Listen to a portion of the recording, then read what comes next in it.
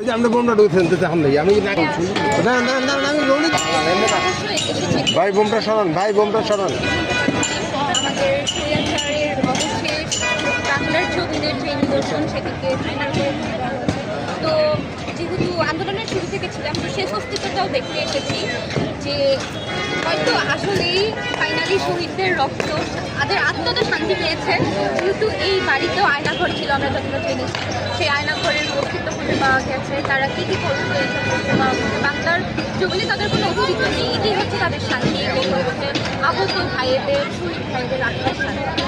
তো এটি শুধু স্বৈরাচার এই গোষ্ঠী না, ভবিষ্যতে যত শাসক গোষ্ঠী আসবে সবার জন্য একটি বার্তা বহন করবে।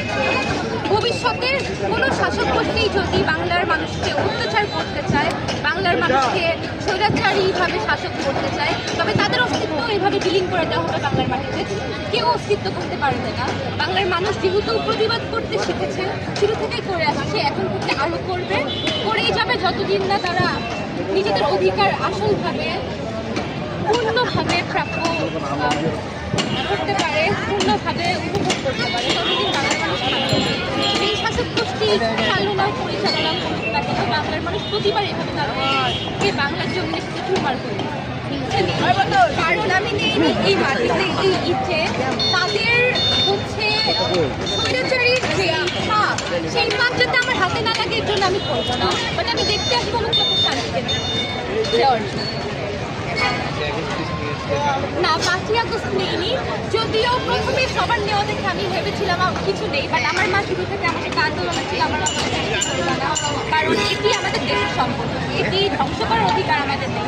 ঠিক আছে, আমরা গণভবন দখল করেছি, এখানে এনজয় করো, এখানে মজা করো, এটি আল্লাহ মিটাও, যত খুশি চোখ দিয়ে দেখে নাও, কখনো হয়তো আর দেখতে পারবা না, বাট কিছু নিও না, তো আমি কিছু নিই।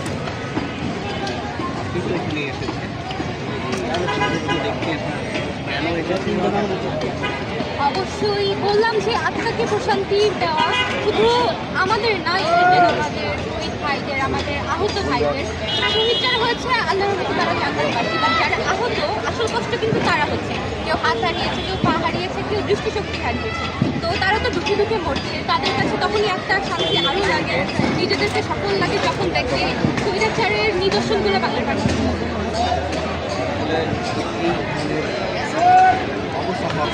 কারণ অবশ্যই তাদের হঠাৎ করে আসা, এত কিছুর পরে হঠাৎ করে আসা অনলাইনে নিজের সাক্ষাৎকার, মানে যাকে নিয়ে এত কিছু হয়ে আছে, সেই একটা কথা আছে না, গরম তেলে পানি খেলা,